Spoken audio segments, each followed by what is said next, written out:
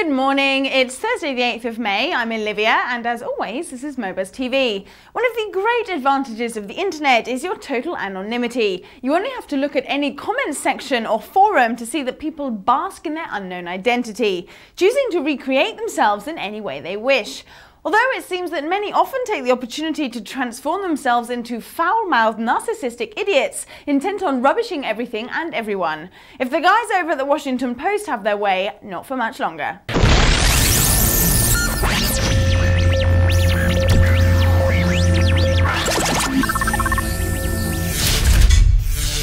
Jim Brady is the executive editor of the Washington Post's online division, and during a recent panel discussion at the Digital Hollywood Conference, rather controversially claimed that if he had his way, there would be no guaranteed anonymity for those who post comments online. Instead, he would like the paper to use a technology that could identify people who violate the site's standards, and then automatically ban them from leaving comments in the future. Brady argues that he is not, despite what many would like to think, opposed to free speech. It's just that he feels people should be held accountable for what they write, especially if it resembles something you might find carved on a public toilet cubicle. When someone from such a high-profile site starts announcing things like this, it goes without saying that the blogosphere lights up with free speech warriors arguing their right to stay in the shadows. For me, this is an incredibly interesting point. The thought of having to give out my personal details online in order to write a blog comment leaves me feeling a little nervous, to say the least. But on the other hand, as more and more of our everyday social and working lives are acted out on the cyber stage, isn't it only right that we should be held accountable for our words and actions? I'm sure most people wouldn't dream of using such pointless and foul language in a real-life discussion. Well, it's one to ponder on over the weekend, that's for sure. Last time, I promise, absolutely last time that I say anything ever about Grand Theft Auto 4.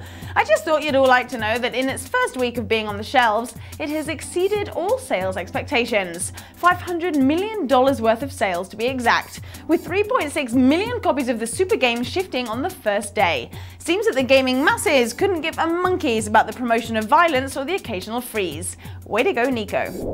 $500 million, that's a lot of dollars. Maybe Take-Two, the company behind GTA 4, would like to consider using a bit of that dough to kit out their offices super cool styly, as a sort of thank you to all the employees who work so damn hard conjuring up strippers and drug dealers.